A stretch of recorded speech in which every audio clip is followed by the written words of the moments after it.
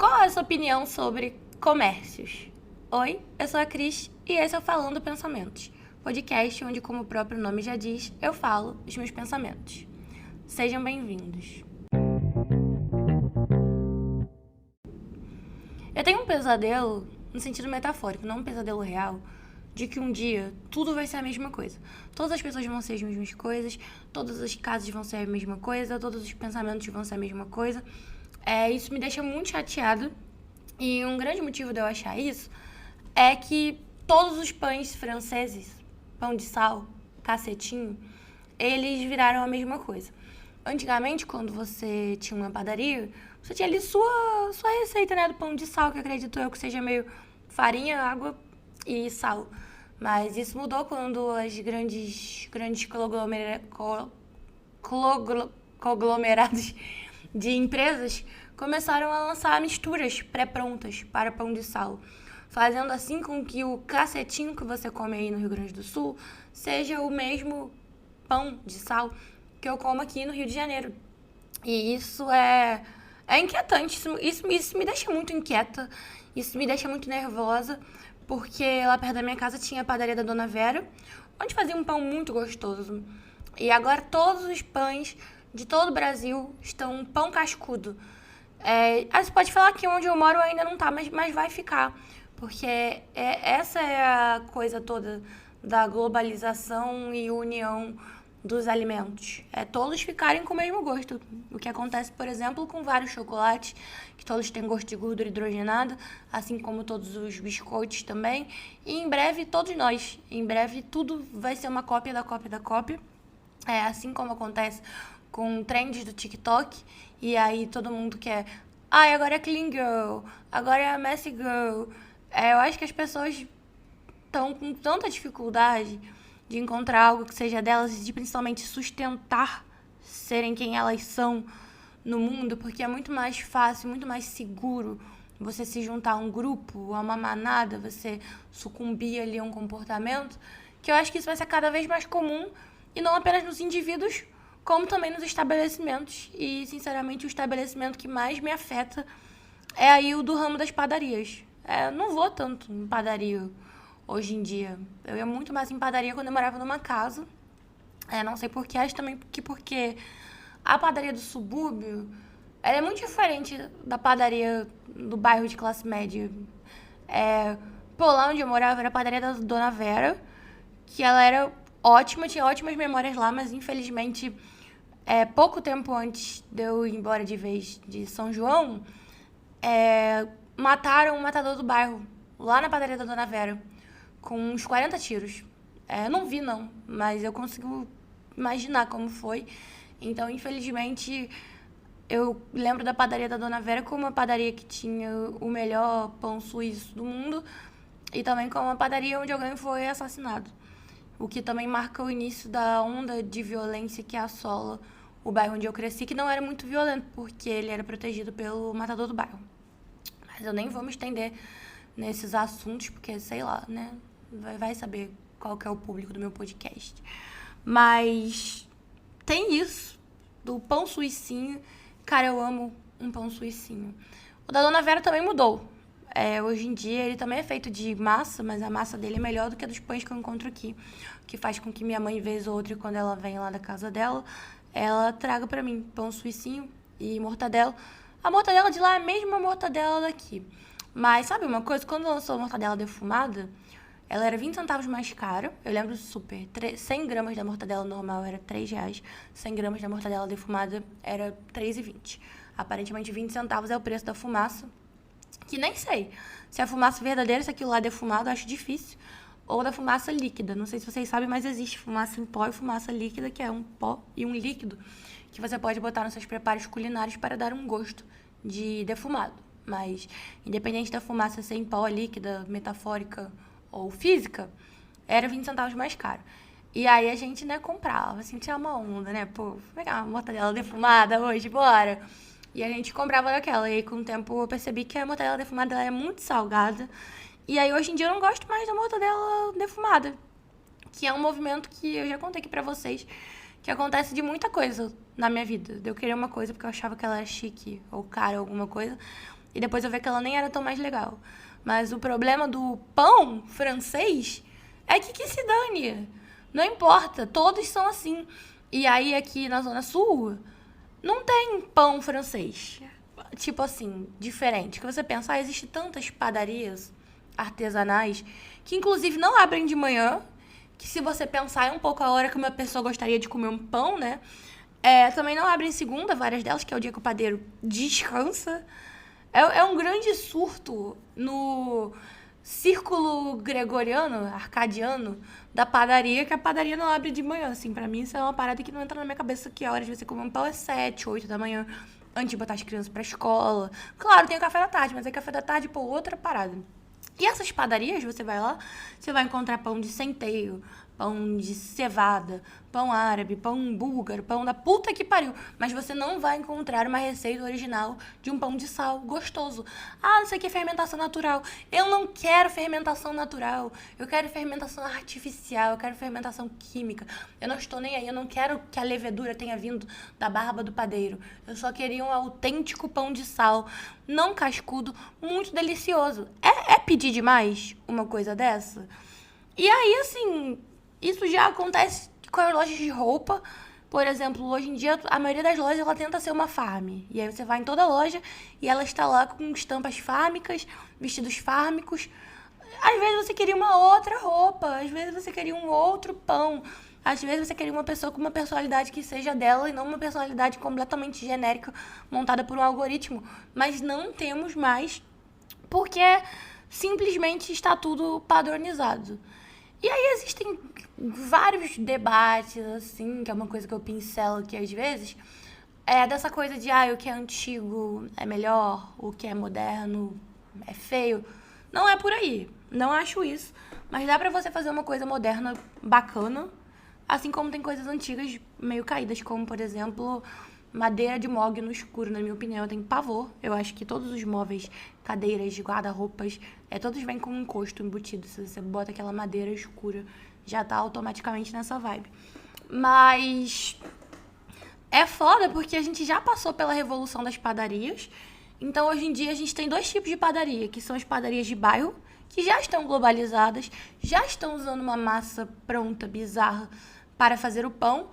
E tem a padaria gourmet, que não abre de manhã, que só tem aqueles pães duros, horríveis. Eu tenho certeza que todo mundo finge que gosta de pão sordô, não sei o que, porra nenhuma. Tu vai comer um misto quente no pão sordô, tu vai me falar que tu prefere isso do que um pão panko, macinho, que eles usam a enzima transglutaminase pra fazer uma rede de glúten maravilhosa, deixar o pão super aerado. Não fode, né? É impossível. Se alguém falar, eu gosto de pão de fermentação natural, eu vou falar, você está mentindo. Simplesmente porque é impossível acreditar. Que o quê? Tu vai preferir um pão cascudo, cheio de semente, de sei lá do que, de chia, de granola, em cima a um brioche delicioso, fofinho, amanteigado? Isso foi coisa que botaram na sua cabeça. Você está preso na mesma realidade limitada da qual fazia parte, de achar que porque está com uma identidade visual ali preta com fonte helvética e não abre segundos, é melhor. Não é, eu te garanto que não é. Entendeu? Até um pão egg sponge, panko, se quiser me patrocinar, é muito melhor. E aí, a padaria foi com Deus. Eu não sei se algum dia a gente vai voltar à padaria. E outra coisa também que eu sinto muita falta, que onde eu moro hoje em dia, é a da padaria que vende muitos quitutes. Nossa, na Baixada tem tantas padarias. E você entra na padaria, ela vai vender pão de calabresa, pão de queijo e presunto, pão de palmito, sonhos, bolos, tarteletes, bomba de chocolate, docinho, salgadinho, bolo de aniversário.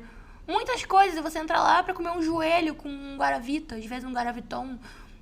Não tem muito aqui. É a padaria na função ou de ser uma padaria arrombada que vai cobrar R$16 de um cappuccino, ou a padaria que é no fundo de um mercadinho, a padaria do mercado e tal. Não tem a instituição padaria onde você vai ficar se maravilhando com tudo que você precisa encontrar. E se tiver, tem uma ou duas. Então não adianta falar, tem a tal em tal lugar, dane-se. Isso se aplica em outras coisas. Olha só como são as coisas. Eu gosto muito de frango, né? E aí, desde que eu mudei pra Zona Sul, eu peço muito galeto e tal. Galeto, aí tem o famoso galeto Sati, onde Chico Moedas traiu Luísa Sonza no banheiro, e tem os galetos. E aí eu como, assim, galeto, mas eu fico meio assim, tipo, cara, não sei, eu ficava assim, tá faltando alguma coisa nesse galeto. Não sei, negócio de galeto. E aí, o que acontece? Eu sempre cresci comprando, assim, domingo e tal, um dia que, pô, tava com dinheiro sobrando, começo de mês, era dia de comprar frango assado. E aí eu ia lá na barraca do Valdeci, que era perto da minha casa, e aí eu sempre falava, Valdeci, me vê um frango. E eu falava com essa entonação, eu achava o máximo. E aí eu ia lá na frangueira dele, e eu escolhi um frango, e geralmente eu escolhi, assim, o terceiro da fileira, pra ele ter bastante trabalho de tirar os outros frangos das outras partes, pra poder tirar o terceiro frango pra mim. E ele picotava com uma tesoura de picotar frango, e eu levava aquele frango pra casa e a gente comia no almoço, vinha com saquinho de farofa no saco de sacolé, toda uma onda. Sobrava pra janta. E aí outro dia eu tava assim, eu tava perturbada, eu queria muito comer um galeto. Aí foi isso, só então, depois de muitos anos, que eu percebi que eu não queria comer um galeto. Eu queria comer um frango assado. E não, galeto não é sinônimo de frango. E eu sabia que não é. Eu sei que um galeto teve menos dias ali de crescimento, de alimentação, mas eu achava que na prática, que aqui na Zona Sul todo lugar é galeto, não sei o que, galeto, não sei o que. Eu achava que era outro nome de chamar frango. Foi aí que eu percebi que não, eu jamais iria encontrar o que eu tava procurando, que era um gigante peito de frango, que eu pegasse assim, aquela parte inteira. Eu jamais ia encontrar no galeto, eu precisava encontrar num frango. E eu fui procurar, e simplesmente os únicos lugares de todo o iFood onde eu achei frango, não galeto, eles eram na Tijuca e em Copacabana. Ou seja, é muito difícil você encontrar um frango assado, você só encontra galeto. E são diferenças culturais tão mínimas que às vezes elas passam despercebidas. Mas eu temo pelo dia onde, assim como houve a globalização do pão de sal, aconteça também a globalização do galeto. E aí você nunca mais encontra um frango de padaria grandão, peitudo, coxudo, e você tem que comer um galetinho, que a asa é do tamanho de um dedo mindinho, vem todos milinguidezinho, que o PF vem com meio galeto. Imagine, meio frango assado alimenta uma família de 4 pessoas tranquilamente. E eu, fico meio noiada, assim, com essas coisas que vão acontecendo, vão passando nas lojas. A gente tem também as lojas de R$1,99 que, cara, não são mais de R$1,99. Tudo bem que, né, depois do advento do aniversário de 25 anos do Plano Real, nada mais é R$1,99. Mas me dói, assim, sabe que me dói? Que eu queria que pelo menos o preço fosse tabelado. Aí você chega lá, você vê um negócio, você acha que é R$1,99. O negócio é R$20. Uma segunda coisa que me dói é que no centro aqui do Rio de Janeiro tinha um espaço cultural da Caixa Econômica que era lindo. E hoje em dia ele simplesmente virou uma loja de R$1,99, que não é R$1,99, gigantesca. Tipo assim, é um marco dos nossos tempos, do que está acontecendo. Mas quantas coisas estão sendo destruídas por uma geração de pessoas. Caralho, agora eu tive uma iluminação que, sinceramente, se eu estudasse ciências sociais, eu metia essa assim, sério, eu estudava 10 anos essa.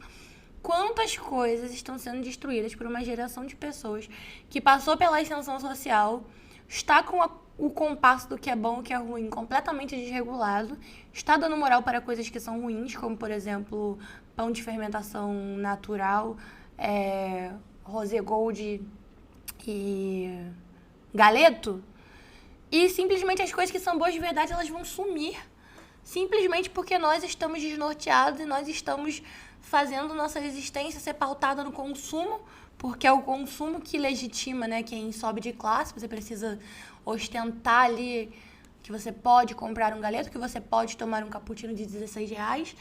E quantas pessoas talvez nunca vão chegar nesse ponto de parar pra refletir se ela realmente quer um cappuccino de R$16 e um pão cheio de negocinho na casca? Às vezes não vão.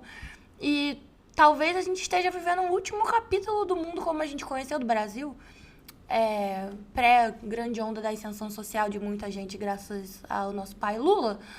Tipo assim, isso pode acontecer, gente. E provavelmente deve ter vários outros exemplos dessas coisas, os quais nem eu mesma acordei e refleti, e que todos nós estamos submetidos. E aí tem várias coisas que estão morrendo, como por exemplo os podrões. Que é uma coisa que, sei lá, eu nunca chamei podrão, porque na realidade ali onde eu vivia, aquilo não era podrão, aquilo era a barraca de lanches que tinha. Eu nunca vi ela como uma coisa negativa. Quem sou eu para problematizar o termo ancestral podrão? Mas barracas de lanche, tinha uma barraca que vocês não vão acreditar. A barraca também era da Dona Vera. Porque antes dela comprar a padaria, que a padaria era de uns evangélicos antes, ela tinha uma barraca de lanche. E aí toda sexta eu podia ir lá pegar lanche, que meu pai deixava. Aí a minha irmã e eu sempre comia um x-tudo sem ovo com 2 carnes e um pavê que ela vendia. E aí a gente pendurava lá na conta e no final do mês meu pai teoricamente deveria pagar, mas ele nunca pagava. Aí ela ficava cobrando e a gente ficava perturbando ele até ele pagar a conta, que nessa altura já dava ali bem uns R$100. Mas eu comia lá o x-tudo e tal. Hoje em dia a gente tem a onda do hambúrguer gourmet, né, não sei o quê. E eu, às vezes, sinto falta de comer um bom hambúrguer grand filé com um bom molho verde. Ainda se encontra por aí. Quando eu tô com vontade, eu encontro. Cara, tomando um Guaravita, que isso? Gente, vocês aí que nunca tomaram Guaravita, sério, que delícia. Eu ando muito saudosista do Guaravita. Direto eu fico com desejo de tomar Guaravita e eu tomo. E aí, pô, hoje em dia tudo é hamburgueria gourmet. Mas nesse caso eu não sei também se eu tô sendo uma idiota. Porque, porra, hambúrguer grand filé é foda. Mas não sei, eu tenho uma memória afetiva ali. Olfativa, gustativa do hambúrguer grand filé. E é uma coisa que eu sinto falta às vezes. Outra coisa também que tá mudando muito é o conceito da praça de alimentação de shopping. Antigamente os shoppings, eles tinham, de fato, a praça de alimentação, que era um grande lugar onde você encontrava tudo que você pudesse comer. Mas por algum motivo, que eu não entendo bem, hoje em dia as lojas de comida, elas ficam difusas pelo shopping, em andares diferentes, em cantinhos, em coisas. Eu sinto falta do espírito de comunhão da praça de alimentação, que era este grande lugar onde a gente comia, todo mundo reunido, independente se você fosse comer no McDonald's ou você fosse comer num quilo. É estranho, tudo muito estranho, as coisas estão ficando muito estranhas. Eu não sou a pessoa que a Elis Regina estava se referindo na música quando ela falou é você que é o meu passado e que não vê que o novo sempre vem. Mas, ao mesmo tempo, por que mexer em time que tá ganhando? Por que parar de consumir um podrão? Às vezes eu como um hambúrguer artesanal e ele não me dá o preenchimento do que eu preciso. Mas também é foda, né? Porque às vezes o preenchimento que eu preciso é do vazio existencial e não um preenchimento alimentício. Inclusive, várias vezes, às vezes, quando você tá aí com uma vontade de comer uma coisa que você não sabe que coisa é, na verdade, você não quer comer nada. Você quer preencher o vazio existencial e você acha que vai preencher ele com comida. Você não vai. Você não vai. Você precisa arrumar alguma coisa que te dê um propósito de viver e te dê alegria. E não vai ser um hambúrguer. Nem artesanal, nem um podrão que vai te dar isso. Mas eu sei que essa é uma noção difícil de engolir, de entender. A gente tem também a onda agora do fit, do saudável, do não sei o quê. Pô, sei lá, não acredito muito nisso, não. Krishna, não é acreditar. É acreditar, você acredita do que você quiser. Eu acho, tipo assim, um monte de parada, receita fit. E você vai ver, tem a mesma quantidade de caloria que uma parada normal. Nossa, tem 5 gramas de proteína a mais. Foda-se, é 5 gramas de proteína a mais. Tipo assim, a comida ela é uma socialização também, sabe? Então tem várias substituições muito idiotas que as pessoas fazem nessa história do fit. Vou comer arroz de couve-flor. Mulher, coma um arroz normal. Tipo assim, sei lá. Tô meio estressada, assim. Hoje eu tô estressada no geral, assim. Eu ando com uma amargura na vida. Até gravei um outro episódio. Acho que eu vou soltar depois desse, que eu achei que ficou meio uma vibe meio esquisita. Mas eu queria que as pessoas recuperassem a individualidade delas. E que as padarias, consequentemente, também. E as lojas de shopping. E também os podrões. É uma espécie de... Eu achei que nostalgia não me pegava. Reencontro do Sandy Júnior, tô nem aí, RBD, mais ou menos. Quando chegou o dia da RBD eu fiquei querendo ir. Mas eu sempre me vangloriei de ser uma pessoa que não é nostálgica. E tem vários questionamentos de por que a nossa geração é mais nostálgica. E agora eu tô me pegando aí, ó. Tendo o meu cuspe que eu joguei pra cima voltando na minha cara, porque eu tô nostálgica com um pãozinho de sal. Estou nostálgica do espaço cultural Caixa no centro do Rio de Janeiro. Mas essa é muito um traço da minha personalidade. Eu adoro comer no prato que eu cuspi. Tipo assim, eu adoro falar mal de uma coisa e depois fazer igual. E às vezes eu tento evitar, sabia? Eu penso assim, pô, não vou falar mal disso publicamente, que depois é bem provável que eu vá fazer isso ou gostar disso. Mas eu não consigo. Deve ser algum tipo de karma que eu tive de outras vidas. Não sei o que eu posso ter feito em outra vida pra vir assim. É difícil dizer, né? Mas o importante é que a gente tente sempre questionar nossos hábitos de consumo. Porque hoje em dia tudo é pautado no consumo, tudo é incentivado pelo consumo. E às vezes convém a gente tentar se lembrar o que a gente gosta de verdade de consumir. Dito isso, crie boas memórias na sua padaria. Não destrua centros culturais para fazer uma loja de R$1,99, que nem é de R$1,99. Na próxima vez que você for pedir delivery, procure frango e não galeto. E se tiver uma turnê do RBD de novo, talvez compre o ingresso, mesmo que chegar no dia você venda, porque depois talvez você pode ter ficado querendo ir e você vai se arrepender. Até a próxima.